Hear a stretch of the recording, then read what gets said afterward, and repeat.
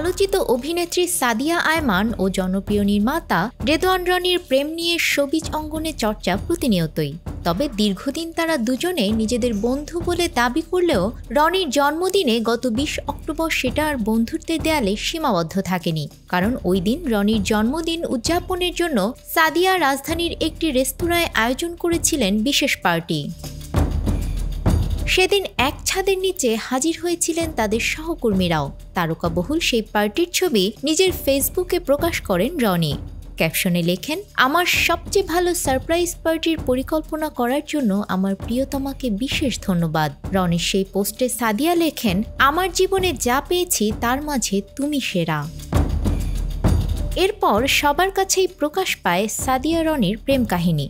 তবে এবার গুঞ্জন উঠেছে ভেঙে গেছে তাদের সম্পর্ক। শোবিজ অঙ্গনে চাউর হয়েছে নির্মাতা রনি নাকি নকশি নামে এক মেয়ের প্রেমে হাবুডুবু খাচ্ছেন। আর এ কারণেই সাদিয়া ও রনির প্রেমের পথ বেঁকে গেছে। দুজনকে আর একসঙ্গে কোথাও দেখা যাচ্ছে না। সূত্র জানিয়েছে, একদিকে নকশি নামে নতুন একজনের প্রেমে মজেছেন রনি, আবার অন্যদিকে রনির নতুন সিনেমায় সাদিয়াকে কাস্ট না করার জন্যই নাকি ভেঙে গেছে আলোচিত এই প্রেম।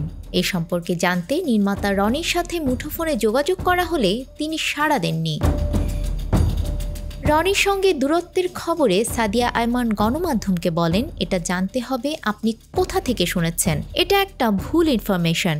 সম্পর্ক তো পরের কথা, আমরা খুব ভালো বন্ধু হিসেবেই একসঙ্গে সব জায়গায় যাই। এখন একসঙ্গে দেখতে পাচ্ছেন না কারণ আমাদের কাজ আছে। রেগুলার নাটকের শুটিং না থাকলেও বিভিন্ন শ্যুট থাকে। সে সিনেমা বানাচ্ছে, তারও কাজ আছে। আর তার সঙ্গে সবসময় আমাকে দেখতে পাবেন না, এটাই স্বাভাবিক।